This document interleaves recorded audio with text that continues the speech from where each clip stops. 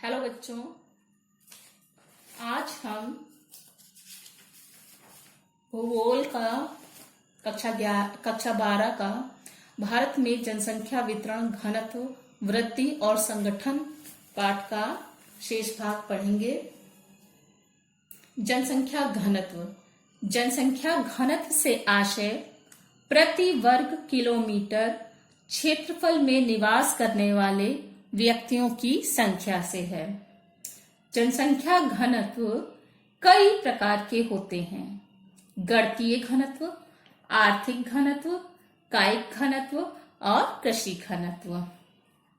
देखिए, भारत में जनघनत्व 2011 की जनगणना के अनुसार, स्लाइड में देखिएगा, 2011 की जनगणना के अनुसार भारत में प्रति वर्ग किलोमीटर में कितने लोग निवास करते थे? 382 व्यक्ति निवास करते हैं। संपूर्ण भारत में यदि देखा जाए तो सर्वाधिक जनघनत्व वाले राज्य कौन कौन से हैं? सर्वाधिक जनघनत्व में प्रथम स्थान जो है बिहार का है।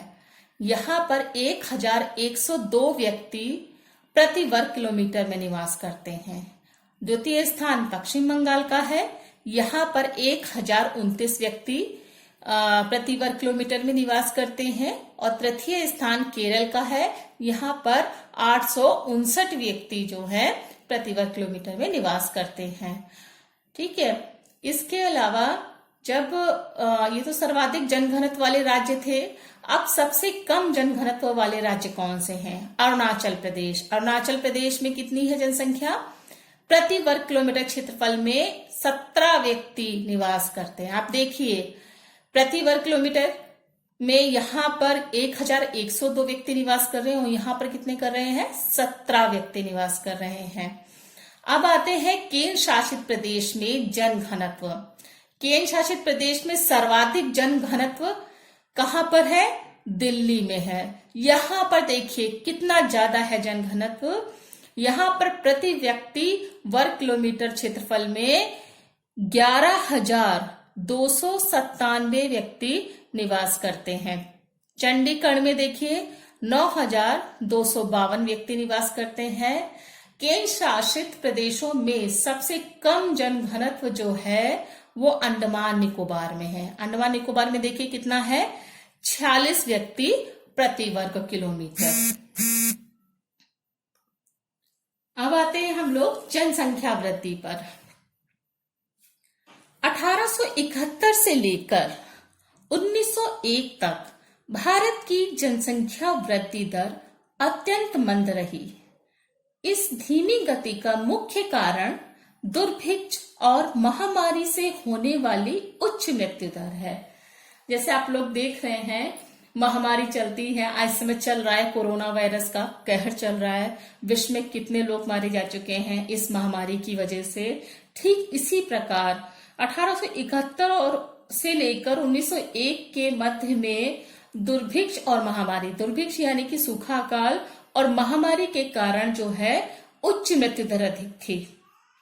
यानी कि जन्म दर थी लेकिन उससे ज्यादा जो है उच्च मृत्यु दर थी। इसलिए जनसंख्या वृद्धि दर जो है कम रही। इस वजह से जन्म दर की तुलना में मृत्यु दर अधिक रहने के कारण 1921 की जनसंख्या में 1911 ईस्वी की अपेक्षा कमी हुई। इसके बाद जनसंख्या वृद्धि निरंतर होती गई। अब देखिए, जनसंख्या वृद्धि जो है, जनसंख्या वृद्धि की अवस्थाएं जो हैं 4 होती हैं।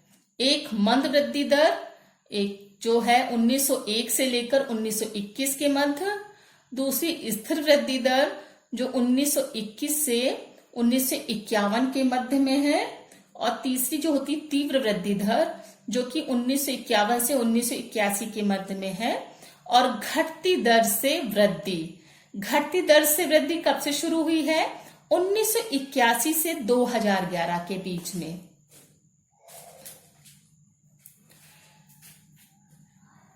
प्रथम अवस्था की अवधि में, जो प्रथम अवस्था है आपकी ये वाली है मंद वृद्धि दर वाली, प्रथम अवस्था की अवधि में जनसंख्या दर जो है वृद्धि दर अत्यंत धीमी गति से बढ़ी। दूसरी अवस्था में जो है 1921 से 51 तक की इस अवधि में लगभग समान जनसंख्या वृद्धि दर दृष्टिगोचर रही। इस संपूर्ण अवधि में जनसंख्या वृद्धि दर सामान्य रही, यद्यपि यह 1921 ईस्वी के पूर्व की तुलना में 1.45 प्रतिवर्ष की से अधिक रही है। इसी कारण 1921 को जनांकीय परिवर्तन के इतिहास का महान विभाजक वर्ष माना जाता है। भारत में 1921 ईस्वी से पूर्व की अवधि जनांकीय संक्रमण सिद्धांत की प्रथम अवस्था और सन 1921 से 1951 की अवधि जो है द्वितीय अवस्था का द्योतक है। भारत में यदि देखा जाए जनसंख्या जो वृद्धि है, आप देखिए भारत में जनसंख्या वृद्धि और इसका दशाब्दिक वृद्धि दर, भारत में जो वृद्धि दर आंकी गई है, जो आपके सामने जो सारणी बनी हुई है, इंडेक्स बनी हुई है, इसमें आप देखेंगे दशाब्दिक वृद्धि दर।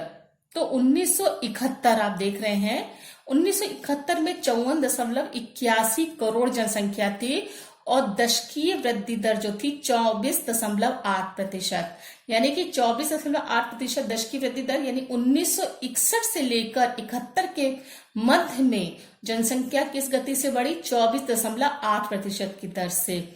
ये सर्वाधिक जनसंख्या वृद्धि दर रही है।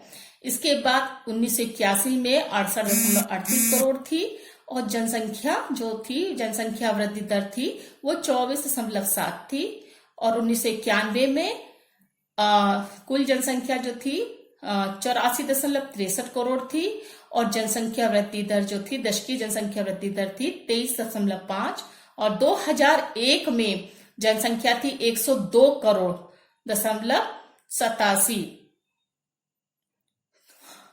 और दशकीय वृद्धि दर थी 21.5% और 2011 में 121 करोड़ थी जनसंख्या और दशकीय वृद्धि थी 17.7%। अब इस इंडेक्स को देख के हमें यह समझ में आ रहा है कि 1971 के बाद से दशकीय वृद्धि दर में क्रमिक ह्रास होता हुआ दिख रहा है। आप देख रहे हैं ना, पहले दशकीय वृद्धि दर कितनी थी? 24.8 थी। अब धीरे धीरे घटते घटते 2011 में ये कितनी हो गई है दशकीय वृद्धि दर? 17.7। इस बात को आप अच्छे से याद रखिएगा।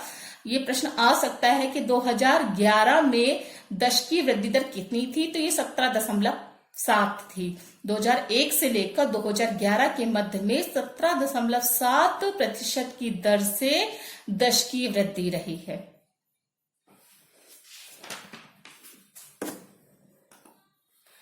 अब आती है स्वतंत्रता के पश्चात भारत में जनसंख्या वृद्धि की प्रवृत्ति। भारत में जनसंख्या वृद्धि की प्रवृत्ति, अब देखिए स्वतंत्रता के पश्चात 1947 में भारत आजाद हुआ था और जो जनगणना हुई थी स्वतंत्र भारत में वो 1951 में पहली जनगणना हुई थी। तो तब से लेकर 1951 से लेकर और 1981 की मध्य जनसंख्या की तीव्र वृद्धि हुई है। तो जो इसकी प्रवृत्ति कैसी थी? तीव्र जनसंख्या वृद्धि थी। और 1981 से 2011 के मध्य ये कैसी थी? घटती जनसंख्या वृद्धि थी। 1981 से 2011 के मध्य में कैसी थी? घटती जनसंख्या वृद्धि थी। अब देखिए थोड़ा सा कि 1921 से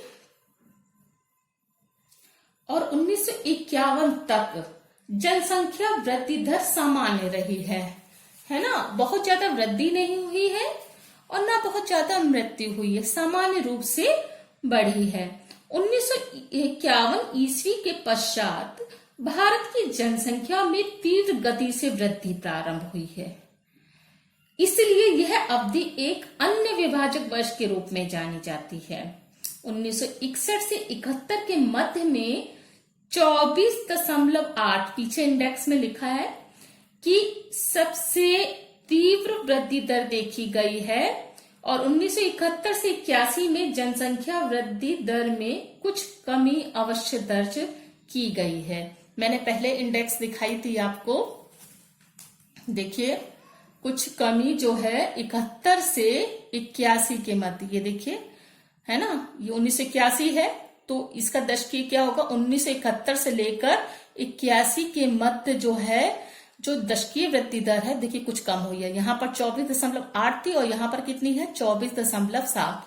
तो कुछ दशकीय वृद्धि दर में कुछ कमी आई है। जनसंख्या में इस अभूतपूर्व वृद्धि के लिए विकास कार्यों में तेजी, चिकित्सा सुविधाओं में अधिक सुधार को उत्तरदायी माना जाता है। देखिए पहले क्या था, चिकित्सीय सुविधाएं इतनी थी नहीं, इतनी हॉस्पिटैलिटी नहीं थी, है ना, तो लोग जो है ऐसे ही उनका मृत्यु दर ज्यादा बढ़ जाती थी इलाज के अभाव में। अब चिकित्सीय सुविधाएं इतनी वृद्धि की, हर जगह आपको हॉस्पिटल देखने को मिलेगा, गवर्नमेंट हॉस्पिटल भी है, प्राइवेट हॉस्पिटल भी है, लोग जागरूक भी हैं, है ना। तो इस तरह से जनसंख्या वृद्धि में जो है तीव्रता देखी गई है। इस अवधि में जहां मृत्यु दर 27% से घटकर 15% हो गई, मतलब देखिए मृत्यु दर क्या हुई, कम हो गई है। पहले कितनी थी मृत्यु दर, 27%, है ना, 1951 से लेकर 81 के मध्य में 27% से घटकर कितनी हो गई, 15% हो गई, और जन्म दर में 4% की गिरावट अंकित की गई। तो आप देखिए मृत्यु दर जो है वो घटी है, लेकिन जन्म दर जो है वो में गिरावट थोड़ी कम है, 4% की गिरावट है, यानी कि जन्म दर ज्यादा है और मृत्यु दर कम है, तो जनसंख्या वृद्धि तो उच्च रहेगी ही। ठीक है, तो इस वजह से तीव्र जनसंख्या वृद्धि जो है 1951 से लेकर 81 के मध्य देखी गई है। मेन आप ये समझिए कि इस अवधि में चिकित्सीय सुविधाओं में वृद्धि के कारण या चिकित्सीय सुविधाएं होने के कारण मृत्यु दर में गिरावट हुई है। ठीक है, और जनसंख्या वृद्धि तो होती ही रही है, तो इस वजह से तीव्र जनसंख्या वृद्धि दर देखने को मिली है। अब आता है घटती जनसंख्या वृद्धि दर। ये कब है, मतलब जनसंख्या वृद्धि में घटना कब से प्रारंभ हुआ है, 1981 से लेकर 2011 के मध्य। 1981 के बाद से जनसंख्या में उच्च वृद्धि की प्रवृत्ति जारी रही, परंतु वृद्धि में क्रमिक ह्रास स्पष्ट रूप से दिखाई दे रहा था। मैंने इंडेक्स आपको दिखाई थी, उसमें आपने देखा है कि 81 के बाद लगातार जो है दशकीय वृद्धि दर धीमी गति से कम होती गई है। इस अवधि में स्वास्थ्य सुविधाएं, आर्थिक सुधारों के अतिरिक्त शिक्षा का प्रसार एवं परिवार कल्याण के कार्यक्रमों के फलस्वरूप जनसंख्या में घटती वृद्धि की प्रवृत्ति को गति प्राप्त हुई है। तो इसे समझ में आया आपको कि 1981 और 2011 के मध्य में जनसंख्या वृद्धि जो है उसमें घटती वृद्धि दर क्यों देखने को मिली है, क्योंकि इस समय स्वास्थ्य सुविधाएं थी ही, ठीक है, और लेकिन इसके अतिरिक्त आर्थिक सुधार हुआ, शिक्षा का प्रसार और जो परिवार कल्याण के कार्यक्रम थे उससे जागरूकता आई और लोगों ने फैमिली प्लानिंग करना शुरू किया, जिससे कि थोड़ी थोड़ी जनसंख्या वृद्धि में घटता स्वरूप देखने को मिला है। अब आता है जनसंख्या का क्षेत्रीय स्वरूप। जनसंख्या का क्षेत्रीय स्वरूप देखने को आता है।